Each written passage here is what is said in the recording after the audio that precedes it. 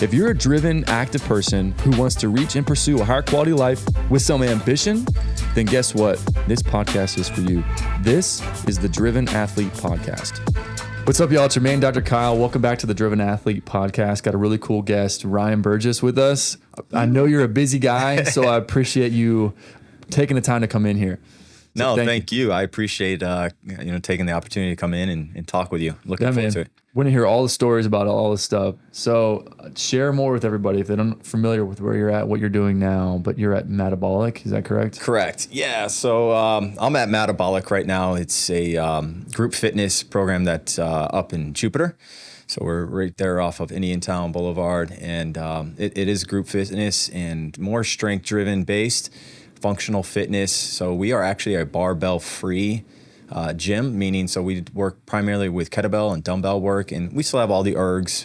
But MAD kind of breaks down with three different themes, meaning M stands for momentum, where we focus more on the athleticism and endurance part. Okay. Anaerobic would be your A, so it's kind of like our all-out 100% effort, and then durability. So we call it like that slow grind of time under tension. Yeah, nice. So the anabolic component, more so than the aerobic component, it's more like muscle burn. Explain that more. What you guys do? So it's a little different on our anaerobic days. It's what we call power and speed. So generally we have 5 different stations. So generally out of those 5 different stations, one of them is always a striking component where we hit a bag, and the other 4 we'll have 3 weighted movements. And so it's about taking that maximum load that what you can withstand within. The duration's a little bit shorter, so it could be like 15 seconds on, but you're holding 10 reps, or 30 seconds, right, but giving it 100% effort. Yeah. And then incorporating one cardio-based movement in those. That's cool. Yeah. It's a unique model. I like that. I mean, for me personally, the way my brain works, if it's like, hey, I want you to do as many as you can for 60 seconds, I'm like, by 10, I'm like, man, I'm like done. Yeah. But if you tell me to do 20, then I'll just knock out 20. Yeah. So the 15-second shorter duration, I'm like, oh, I can handle this. 100%. Just knock this out, we burn this out, Yeah, and that's why we kind of load up on the weights to hold that duration. It's more chewable. Yeah, that's definitely cool. So every single workout, there's 5 stations. Correct. You move people through different stations. Yep. And the times that I've gone before, I've been there like maybe a handful of times. There's different weights levels at like resistance weight. Correct. Yeah. So within those 5 stations, we have 5 different lanes as well. So we can hold 25 clients. And so what we call a white lane, a teal lane, teal gray, and black. So it works its weight from light to the heaviest lane being in the black. Yeah. So they can modify for what 100% appropriate for them. That's cool. And how long have you been at MAD? So I've been there for about 2 years now. I started as a client, and then kind of wanted to pursue the fitness industry and joined, and now been there for 2 years and loving it. Yeah. A lot of perks involved, right? It is. Some of your workouts and get in there. Yeah, definitely. And the clients as well. Yeah. Oh yeah, totally. Yeah. Seeing people progress. What do you enjoy most about that then? For me, it's always been about a passion for helping others, and wanting to kind of pursue that. Being an athlete majority of my life, or all my life, I should say, growing up playing sports, I loved the concept that, they have at MADabolic, incorporating like aging athletically. Okay. So for me, it was the right fit, and really enjoyed coming on as a client and working the program and just wanting to pursue that fitness industry. Yeah. That's cool. So, I'm sure you see a lot of cool transformations. It is. That's the perk, and being a part of somebody's journey. That's the rewarding part for me as a coach, and watching these clients lose weight or pushing more weight around in the gym. It's why I love it. Yeah. So you were there as a client, and then Zach, the owner, correct? Zach Agan. He was like, dude, I got to have you on board. What do I need to do? Yeah, pretty much. It's a process to become a coach there at MADabolic. They're not just kind of taking anyone off the streets and throwing them right in. So I had to go fly up to corporate, which is based out of Charlotte, North Carolina. So I had to go through a whole training process there and pass some physical tests. And it was kind of like an academy, like police academy. Yeah, pretty much. So it was like a 3-day boot camp. Yeah. And so I had to go up there and pass a certain amount of tests. And then once I came back, I spent couple months underneath Zach, and he was mentoring me and just kind of working different steps on how to work the floor. We have the whiteboard speech and all the things before I actually took the floor on my own. Gotcha. Man, that's awesome. Yeah. How well is this? So if people don't know, Ryan's really involved with paddleboarding and the Crossing for the Cure event, which is, I'm gonna let you explain it, but it's like an 80-mile journey from the Bahamas to Lake Worth Pier. Correct. So paddleboarding is definitely very intense. A lot of balance, cardio, core stability, strength, all that stuff. How well do you think Mad has played with your ability to handle the paddle? Yeah, for me, it's actually been a game changer. Complete game changer, because for me, at the time before MADabolic, I was doing the typical gym workouts of back and bis, chest and tries, Yeah. The bro. Exactly. Monday's International Bench Day. Yeah. So I think there's a fine line and a difference between working out and training, and that's when I got out of MADabolic, because I was training for my specific sport, and whether it's paddleboarding or any sport. So yeah, for me, it's been a huge game changer, and I feel stronger and faster on the water. That's good. Yeah. I mean, that's super important. It is, because there's days where we're loaded on one side of the body, but we're challenging the other side and doing step ups or different type of balance. Yeah. And, working in that endurance and component of what you need to complete an 80-mile journey. Yeah. That's awesome. That's cool. So tell us more about paddleboarding. When did you start getting involved with paddleboarding? Like, what led you to that? And then your involvement with the Crossing for the Cure. Sure. Well, just to kind of, I want to let you know, it is called Crossing for the Cystic Fibrosis now. We have changed the name. Oh, you changed the name officially? Yeah, officially. For Cystic Fibrosis. So I just wanted to put that out there. Yeah, no, it's good. all good. I'm glad you did. We still get called that because there's, a cure for, it could be anything. So, our primary goal is cystic fibrosis. But, so I got involved. I've grown up in Jupiter, and as a local kind of surfer, and kind of grown up on the water, but did more recreational paddleboarding, just to your sandbars and stuff. Right. And, there was a time in my life where I was really struggling with drugs and alcohol and addiction. I'm coming up on 6 years of sobriety. Wow, congrats. Yeah, thank you, man. That's awesome. Yeah, it's a part of my story. It's a part of my journey and who I am, but it doesn't define me. And so I was actually going through a rehab treatment program in January of 2018. Okay. And a friend of mine, she sent me the link for the Crossing, and I was completely just kind of blown away. And, the selfish me at the time was like, oh, this is going to be a cool story to tell, and I'm going to cross the ocean and I'm, whatever. Right. But then you get involved, and it's like, it's so much bigger than that, man. At the time, it gave me a purpose, a goal to work towards, which I didn't have at that time. Yeah.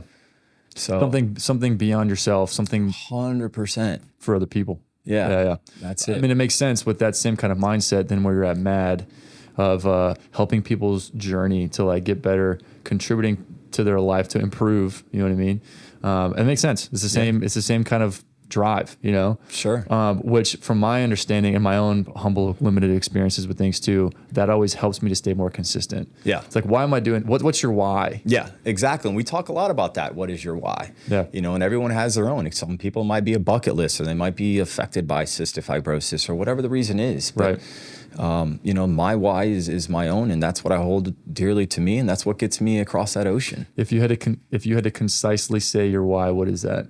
In one statement or two statements? Yeah, for me, it's just like we said, it's a purpose bigger than myself, and that's what I think. Once you understand that what you're doing, it's powerful.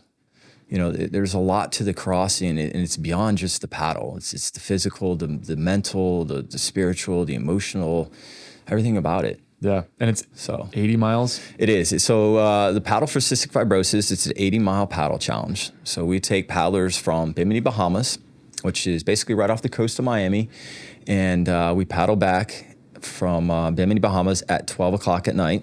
Okay. So we launch. Pitch black. Yeah. Just the stars. Yeah. Which I imagine that view is awesome. It is, depending on the year, you have flat or rough conditions.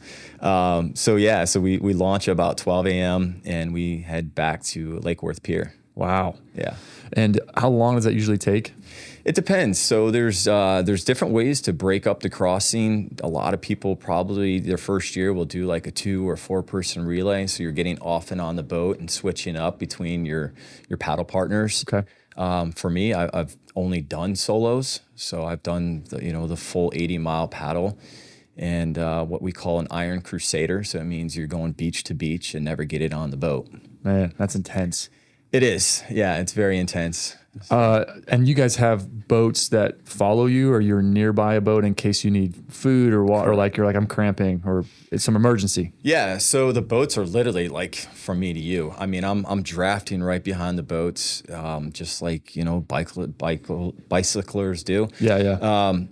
But yeah, so the boat has my captain, my first mate, my crew. They have all my hydration, my food, nutrition, and my breaks are very limited. As going as an Iron Crusader, I used to kind of compete. You know, your breaks are very limited, so it's back up and let's go. Yeah. Just get after it. Yeah. What's like the mindset like for that? You know, It's part of the training, just a lot of the mindset stuff. Because I imagine you do paddle training, endurance, getting a lot of miles into your belt. sure. But for the mental aspect, what do you guys do? You know, for the mental aspect, for me, it's like, you know, like we just talked about, connecting back to your why. You know, and that can be sometimes just having some morning meditation, grounding yourself. You know, for me, it's always kind of spending some time at the water, in the water. So just kind of tapping into that mental aspect, because to me, that's what the crossing's about. It's, Right. you know, more mental than anything. And I imagine when you're 62 miles in and you still have 18 miles left, which like it's insane. Yeah. You're like, let me root back to my why. You know, Yeah. it's like, well, you gotta have Dig to deep. You gotta dig deep. Yeah. Real deep. I imagine. Yeah. So how long from beach to beach? Like, what does someone expect? So I would tell you, my best time is 13 hours and 32 minutes. 13 hours and 32 minutes. Paddleboard the entire time. Paddleboard the entire not time. getting on the boat. Yeah. Do you get off the paddleboard and like dunk your head and like? Sometimes, you know, there's years where you'll fall in and it just kind of get right back up. Yeah. Before the sharks get you. Yeah, the sharks. But yeah, I would tell you for your average paddler that are trying to attempt or do the full 80, probably around 16 hours or so. We have 16 hours, okay. we have an 18-hour cap on it. Oh, okay. So because it comes to a point where it's just getting too dark again. Yeah. In the next It's day. getting dangerous. Yeah. Do you see a lot of sea life out there? Sharks. You know, that's like probably the number one question that people ask me. And Yeah. I see more right here off the coast of Jupiter, Florida than I do in the 80 miles of paddling. Interesting. Yeah, because you got to understand, you got, you know, the beach, the marine life, the A coral. lot more sea life and Yeah. activity. Yeah. They're hunting there. We did have a hammerhead shark come up on one of our paddlers last year. Not a threat, but just curious. Just chilling. Yeah, went viral. So Yeah. it's pretty cool. That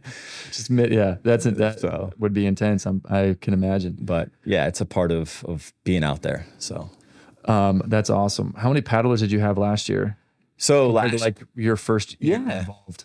And that's been the cool thing of being involved and going on my sixth crossing now is seeing the organization, the foundation just evolve over the years. You know, when I started in 18, it actually really kind of started in 17. I didn't get involved in 18, but 17, we had 34 paddlers. When I got involved in 18, we had 100. Now, So tripled. Yeah. About tripled. Yeah, and now we're up to 200 paddlers. Wow. So that's actually about as much as Bimini can take, is because we have about 200 paddlers, we have boats and volunteers and crews. Yeah. So you're bringing over Packed. hundreds of people. Yeah. And the North and South Island can only handle so much for lodging and places to stay. I can imagine it's packed. Yeah. That. With the benefit brought for crossing for cystic fibrosis, like this event, what does the benefit come through? Like, what is it? A monetary benefit? Is it just awareness? Like, how do y'all do that? Sure. So we have big time sponsors, and I've been actually sponsored myself by Celsius, and they're our title sponsor for the crossing. So all of our, yes, Celsius energy drink. So all of our sponsors really kind of pay for the event and, you know, take care of that. So each paddler is required to raise a certain amount of money.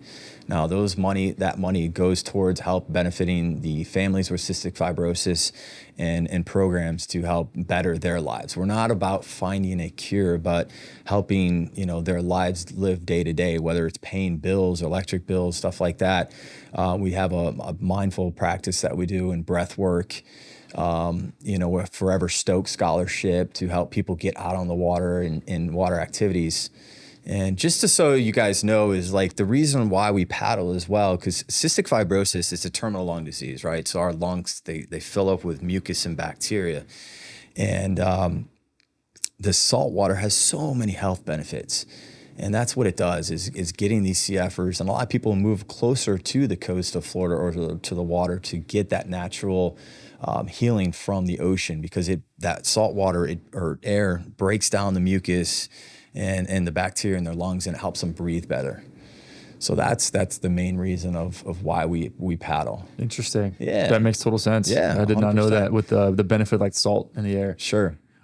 I am a amateur intermediate surfer. Favorite thing to do ever, for sure. Yeah. With 2 kids now, it's like I pick and choose. Like I have 45 minutes before they wake with their nap. Like, what do I do? Sure. I get it. Going and surfing for 3 hours is not always doable. Yeah. And also here in Florida, it's not really super consistent. So I was like, yeah, it's tough. Not a great recipe. It's tough. But anyway, I always feel better when I leave the ocean. I mean, I'm always on a high of like, I had a great time. Like, this is my element. Cool. I love it. But I'm like, I breathe better too. Yep. It totally makes sense. Yeah. Yeah, actually, it goes back to a couple surfers that had cystic fibrosis in Australia, and they kind of found and how much it benefited them, and it just kind of expanded from there. Yeah, that's really cool. Oh, yeah.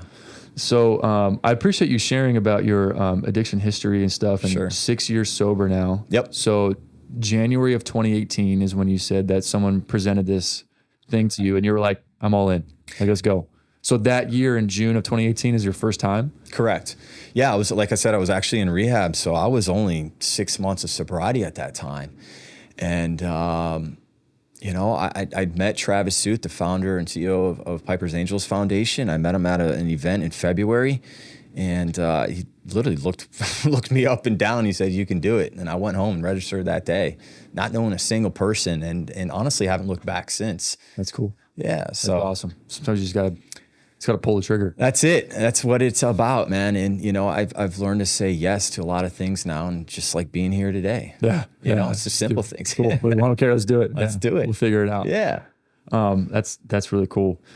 How long were you were in rehab for 6 months? No, I was in rehab for several months. It was an inpatient program that I was going through, but really struggling with drugs and alcohol.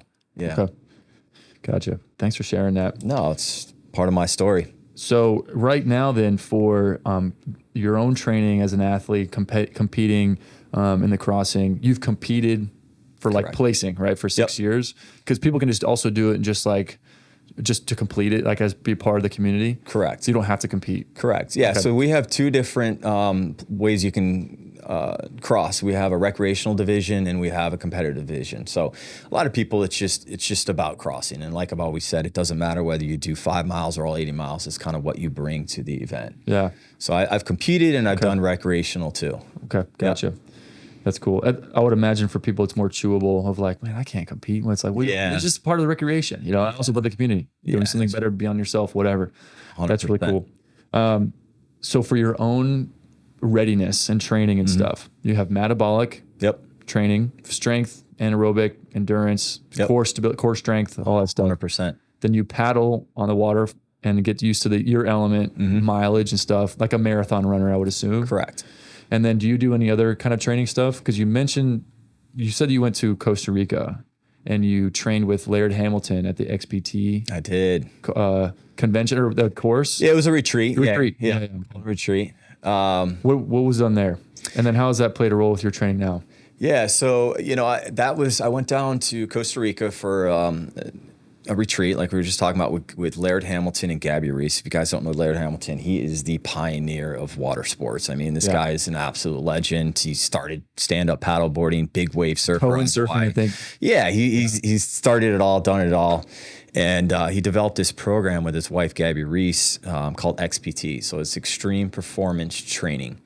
And it's just taken more of a different approach on how we train, more of a holistic approach, I could call it.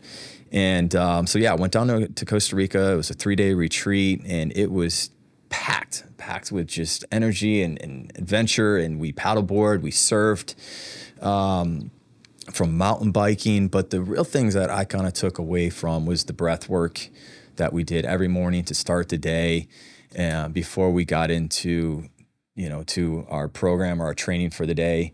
And we did a recovery breath as well at the end of the day. But it was pretty cool. And the most interesting and the most I learned was from the pool workouts. So we took kettlebell and dumbbell, and we had these underwater workouts of, holding breath and doing like different types like squat jumps, and we would like crawl along the bottom of the pool, like putting one dumbbell in front of the other, and we'd have farmers carries with 2 dumbbells on each side, and you're just walking along the bottom of the pool. Cool. Yeah, it was really cool. What, had you trained like that before? No, because you grew up surfing. You said that. Okay, so with the underwater training, were you pre-prepared, or was it like way different than you expected? Yeah, like intensity. I was a little nervous going into it, and I wasn't sure what to expect. And I'm about putting myself in uncomfortable positions. I think that's where we get stronger. I think 100%. Yeah, I agree with you 100%. Yeah. But it sounds extreme, but it is a lower intensity of a workout being underwater as you think. You're not lifting 200 pounds underwater. You're taking 35-pound dumbbells. Right. So yeah, there was that mental aspect, getting, tapping into that and being underwater and breath holds and working out. But it's about keeping the heart rate down and being calm in those type of environments. Yeah, like not panicking. Yeah, because you go in that fight or flight stage where it's, freaking out. And yeah. And that would be great because it translates to a lot of things in life in general, not just paddleboard training when it's like mile 62 and you're like exhausted.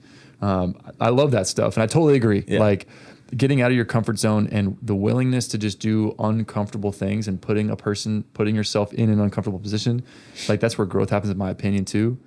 I had a mentor describe that. He was in the military in the past and like he was a business guy, but he was like, he wrote a book called Killing Comfort. Okay. And I was like, love that. Makes total sense. Yeah.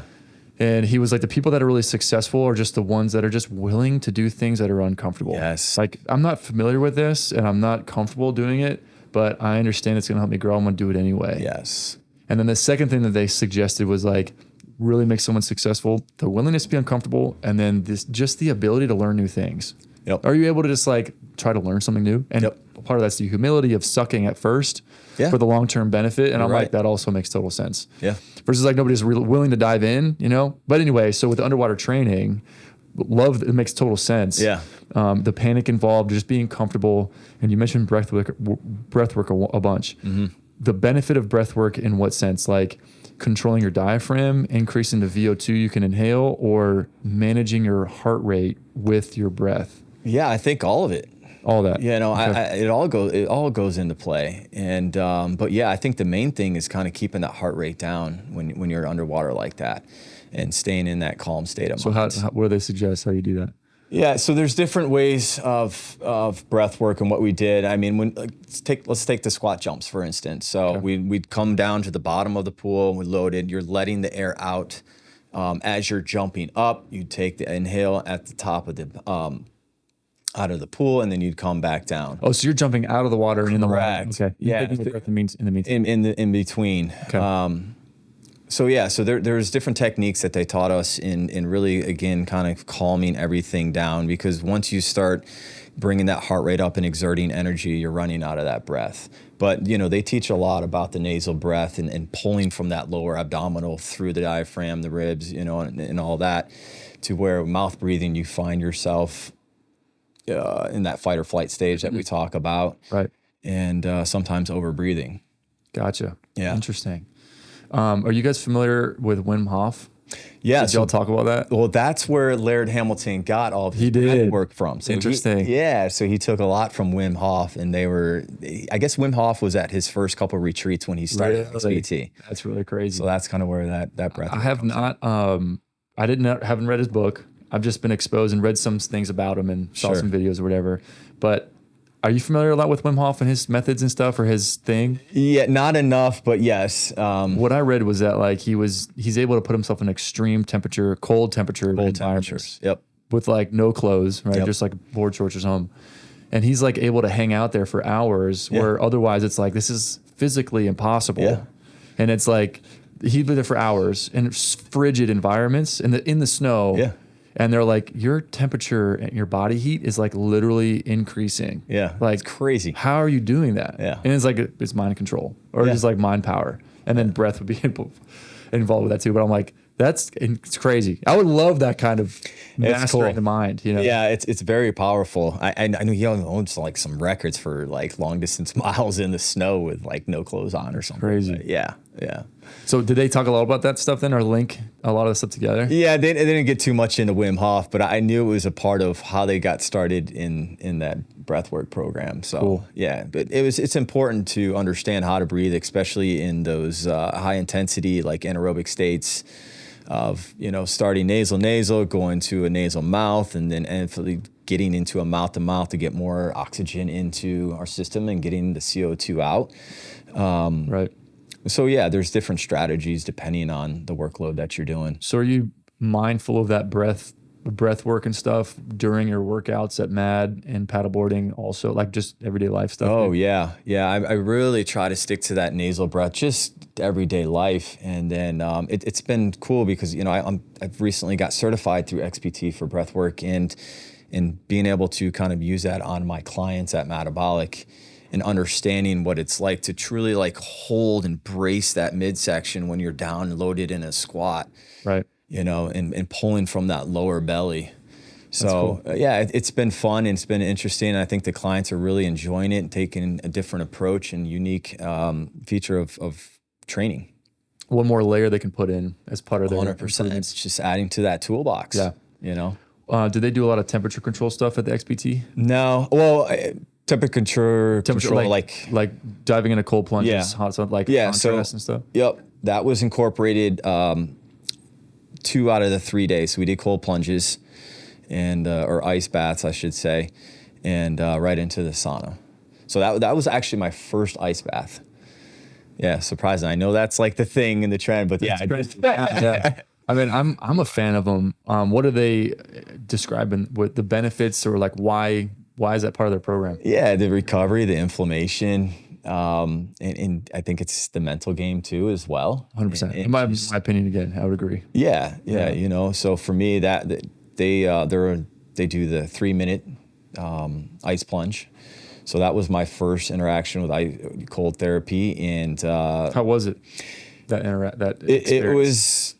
It wakes you up, Yeah. You know, for sure. But it's going back to controlling that breath. You know, your breath wants to, you know, take over real quick and go in that fight or flight stage. And it's controlling it and getting in that state of mind and calming the body, the mind. And, you know, you come out just exhilarated, and it's been thrilling, and going right into the sauna.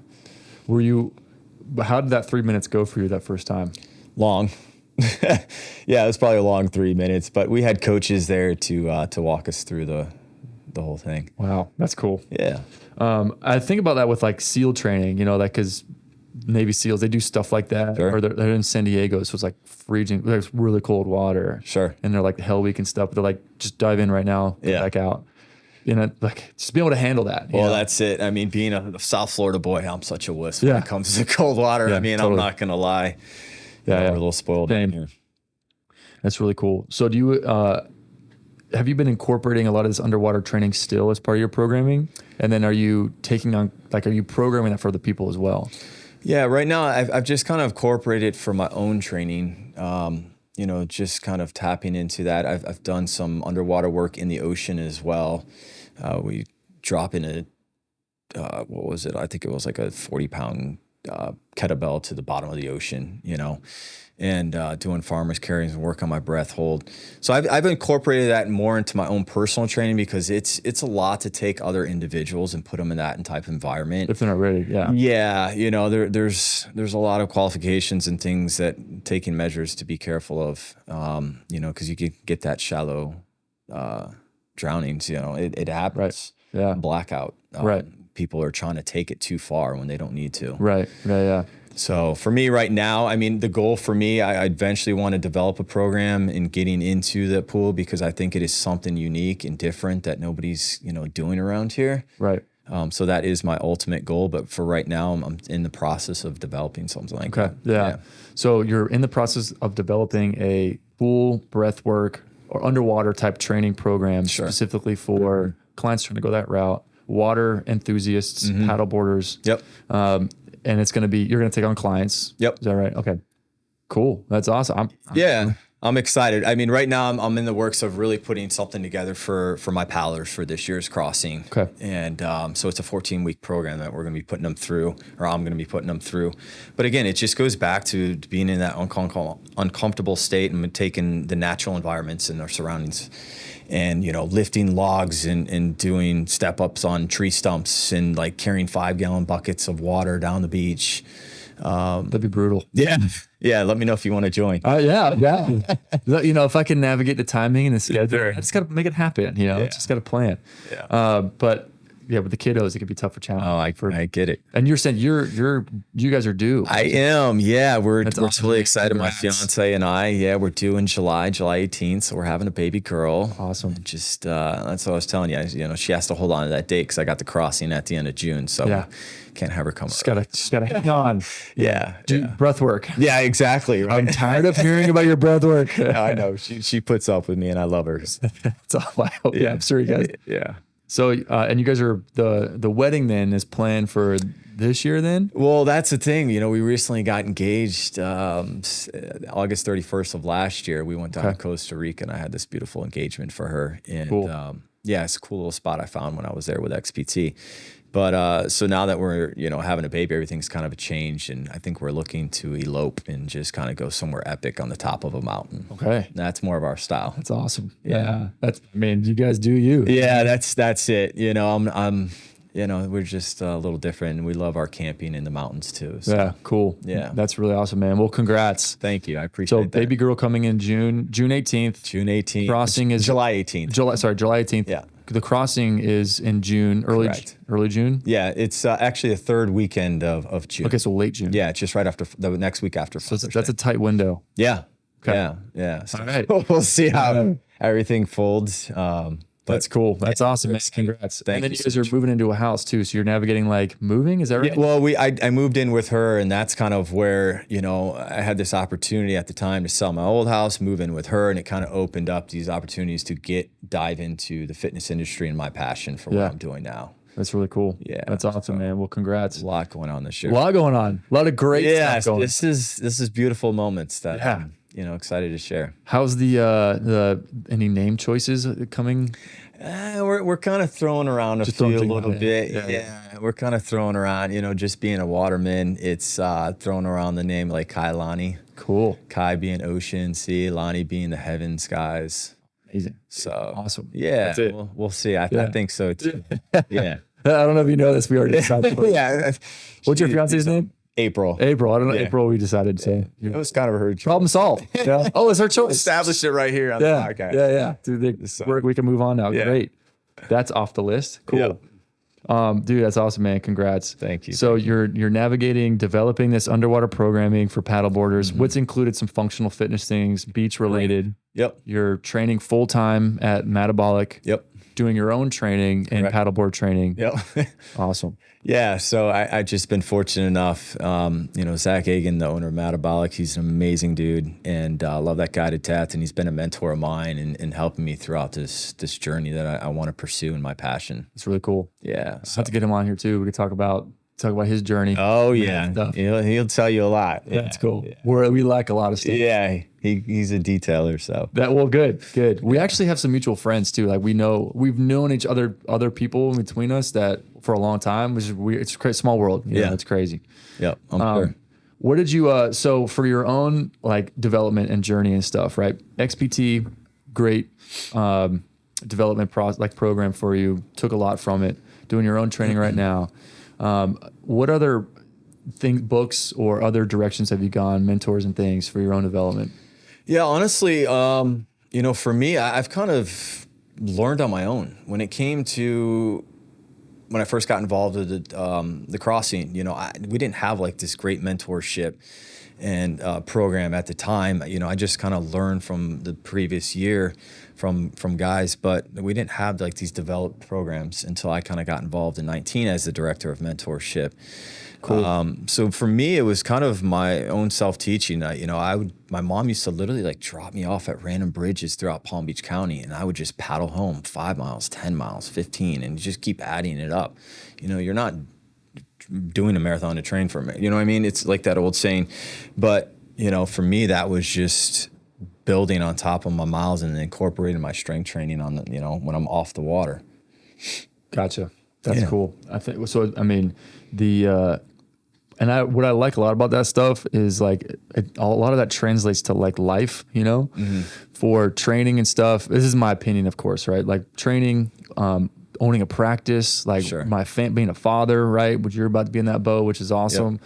Like I use a lot of that stuff for the purpose of like developing my own betterment of my life. Yeah. So I can help other people better. Yeah. And I can like have my cup filled, my emotional management and my resilience and stuff, so that I could be a better father and a better husband for them and my kiddos.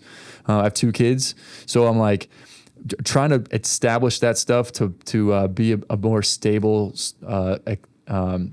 predictable rock, for them. Yep. And other mentors in the past have said too, like, especially with entrepreneurship and owning a practice and stuff, which is a lot, and a lot of risk, right? And putting yourself out there and stuff. They're always like, it's directly correlated to your personal development. Yeah. Which I would imagine for this stuff, for athletics and like developing as a paddleboarder and being able to handle this kind of thing, I would imagine, is there similar correlations with that? Yeah, 100%. I mean, for me, I really had to take care of myself first, especially coming like out of rehab and still in my early sobriety. Once I learned to like actually love myself, then I could start giving back to others. So that was always kind of my thing. And like self-acceptance. Yeah. Big time. What did you go through for that? Part of the rehab process, or are you seeing like how? Yeah, part of the rehab process, because I was so selfish back then. It was just me, and everything was, wasn't my fault. But, just again, getting back to loving myself, I didn't understand what love was. And then until I got involved with the crossing and being part of a nonprofit and seeing these cystic fibrosis families and what they go through. And I'm like, dude, I don't have it that bad. It's really not. Like, get your ass up and let's get to work. So that was my biggest thing. Cause I used to go into the hospitals and help feed these kids and bring them meals. And, it's another part of the cystic fibrosis is it's hard for them to keep that weight on. So these kids are like 100 pounds soaking wet, 18 years old and struggling. I'm like, my life's really not that bad. Right. I had my struggles with addiction, but I was ready at that time. Right. Throwing that white flag. So that's awesome. And so do you still like could go to the hospitals, help the families? Yeah, they actually switched it up. So it used to be down at St. Mary's, here in West Palm? Yeah, in West Palm Beach. And I think they've moved that facility for cystic fibrosis up to like Jacksonville or something area. But yeah, we're still heavily involved. And I've taken on CF paddlers that have wanted to try and go for the full 80 as well. Really? For the full 80? Yeah, we've had one that's done the full 80. I've mentored a few throughout the past years of getting on the water. And that goes back to our Forever Stoke scholarship, where we actually get them aboard in a paddle. So they're easy access to get on. Low barrier to entry. Yeah. So that individual completed all 80 miles. Yeah, we had a dude in 2021, and that was a rough year, man. We had 4 to 6 foot swells, and it was gnarly. It was heavy. It was big. And he was the first one to complete the full 80, and he's the only one as a cystic fibrosis. I'm sure that was a very impactful moment. Oh, yes. It was huge. And, it gave... it was that stepping stone for other CFers to want to accomplish that full 80. I got to paddle in 2022 with a cystic fibrosis gentleman named Scott Johnson, double lung transplant. Wow. Yeah, so his double lung transplant, he attempted it. Didn't make it, but he still, he did like 60-something miles. Wow. And, I had the opportunity to paddle with him that year and Travis Suit. And it was very inspiring to see like what he has to go through. Yeah. I would imagine same boat, no pun intended, the same boat, like viewing that from my own inspirations and be like, yo, if this guy, I can do that. Like if he can make it 60 something miles, there's no reason why. Otherwise, somebody who doesn't have cystic fibrosis, like stop 100%. I'm just stop complaining. Yeah. That's exactly what was going and just ahead make it the whole time. Yeah, I mean, I was paddling right next to him. I still did the full 80, but it was just like so incredible to watch. And that was definitely my most memorable crossing that I've definitely accomplished because of what he has to go through in certain different diet program. But yeah, I'm like, dude, this guy has someone else's lungs in him. I'm like, I can certainly do this. Right. I'm sure he saw a huge benefit with the training and just what was involved to get to that point. Yeah. He's actually based out of North Carolina. So, we have paddlers from all over, and he was based out of North Carolina. And we met him when we went up for a paddle event up there called Carolina Cup. And he came up, so we wanted to have him come down and be a part of the crossing. And now I think he's going on his 3rd this year. But we're doing this whole documentary for him called Double or Nothing. That's premiering February 1st, actually, coming up this Thursday. Really? Yeah, so it's this whole documentary on what he's gone through and being in the hospital and the treatments, and to come out the other side, and cross an ocean. How old is he now? God, I'm 40 now. I think he's just around my age. I think he's early 40s. I'm not 100% sure. Back then, cystic fibrosis patients used to only live, back in the 80s, they only used to live to like maybe 10, 11 years old. A couple of years. Yeah. My understanding, Yeah. They'd be lucky to make it back then. And then now they're living to live this great life of 40, 50 years old plus. Without transplants? Some with, some without. FDA approved a new drug, I think it's been 2 years now, called Trikafta, which has been a game changer for cystic fibrosis. With it being a lung pathology, do you guys have other type of lung pathologies, or maybe even COVID patients in the past that have joined with the same kind of incentives? Yeah, think of COVID. I mean, when we were going through all that, it's the same thing, it's staying 6 feet apart. So people with cystic fibrosis, they got to stay 6 feet apart from someone else who has CF, because they can that bacteria that there's different generics and different types of CF. Yeah. So they can, catch something from another CFer. Interesting. Yeah. So they've been wearing masks all their lives. It's they live in COVID. Wow. Unfortunately. Yeah. Wow. So that's tough. Well, that's awesome, man. That guy did 62, and another guy, 18-year-old, did the whole 80. Yeah. And hopefully inspiration for other CFers to be like, cool, I can do this. You know? Yeah. That's awesome. And then for us, starting with an attitude of gratitude, just being grateful. Yes. At least that's what I take away from that. Yeah, you and me both. So you mentioned grounding. Mm-hmm. I've heard that from several people. Explain grounding. Yeah, for me, it's just connecting with outside.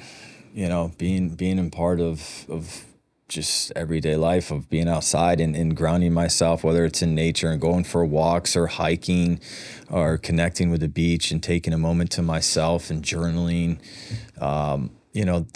That's what I take as grounding. Have you gone the route with or exposed to studies of like barefoot and earth contact, and then the grounding experience? I'm always barefoot. Okay. Tell me about it. I barely wear shoes. The only time you'll see me in shoes is when I'm at the gym training. Yeah. But I'm always barefoot. For that reason? Yeah, I think it's just kind of the way I grew up, and being on the water and a surfer, it's just like you're always barefoot. I if I am wearing shoes, or it's probably sandals. But flippy floppies. Yeah, that's it. Yeah. Different now, of course. Like, man, I'm telling you, kiddos will definitely like, at least having two of them right now, like my personal hobbies and preferences are not my own, you know what I mean? Sure. Which I don't want it to be that way. Yeah, of I want course. to be there for them, you know what I mean? Of course. I'm like, man, I would love to surf more, paddleboard. Yeah. It's just a matter of navigating the schedule. Yeah. And also my wife, she wants to be active and do stuff too. So I want her to I get it. Well, whenever you're ready, I got extra board waiting for you. Cool, man. I want to learn, because I've been paddleboarding. I've paddleboarded, maybe a dozen times my whole life. I actually got a paddleboard last summer, just like just to get exposed a little bit more, cheaper one, just to like start the process. And it's, I haven't been on it for a while. Yeah, our boards are built a lot different. So what for the race? Yeah. So what I paddle on, it's a 14-foot board. It's all carbon fiber, very light. I mean, you can pick it up with 2 fingers. My board weighs 22 pounds. Wow. Yeah, so it's owner John, who owns Flying Fish, local guy, built right here in Stuart, Florida. Cool. Fully custom. But yeah, it's all real light material. My paddle, same thing, full carbon. So That's awesome. They are expensive, don't get me wrong. I mean, boards can go from $35,000 to $4,000 for a board. Wow. Yeah, so that's why sponsors help. Yeah. Celsius. Yeah. Cheeto. They're the girls from Cheeto. Yeah. So Brianna was telling me she was involved with that. Yeah, they got an old Cheeto board, and they put all the graphics on there, and it's great exposure for them too. Yeah. that's, we couldn't do it without sponsors. No, of course. That's awesome. So if somebody wants to start getting involved with like, this sounds cool, paddleboarding, I don't need to I'm not surfing waves. It's a little bit more manageable, less barrier to entry. Anybody can get going. Yep. How do you recommend somebody being like, pick up the phone, who do I call, and how do I get involved with paddleboarding? Yeah, I would tell you to kind of go on our website, crossingforcysticfibrosis.com. Check us out. I mean, we have YouTube videos of past crossings and to get some inspiration or to kind of see who we are and what we're about. And then just kind of, if that's something you want to do, start getting on the water and, start putting in those miles for me, it's an ocean event. So the more ocean training you get, that's the element. Yeah. I think a lot of people get too caught up on the inside sometimes on the flatter water. Right. And it's important too, but don't get me wrong.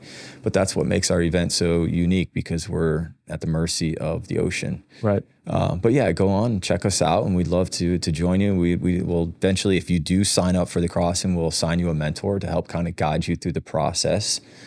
And help. And we have local training events and, different charity events going on all the time, especially leading up to it. Cool. Yeah. Okay. Well, thanks, dude, for coming in, man. I appreciate you sharing your story and sharing more about your journey and what you're doing now.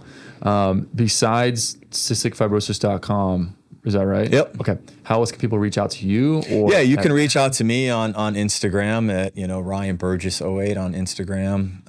I'll be happy to answer any questions that anybody has. I can leave my contact information and go from there. So. And if they want to see you at MAD, where's MAD?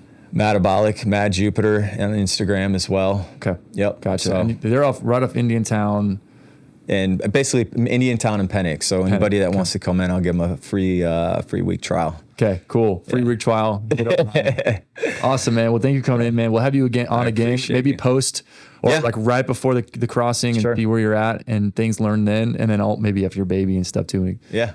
We're excited. Congrats again. Thank you. I appreciate it. We'll catch y'all next time. All right. Thanks. Hey, hold up. As you know, we're a small local practice and we don't run any ads or sell anything on this podcast, but it would mean the world if you could share, write a post or word of mouth recommendation for somebody just like you that's athletic and active that wants to live their dynamic lifestyle and pay some good karma and pay it forward to somebody else just like you. And who knows, you could change their world and a 10-second review could be that avenue.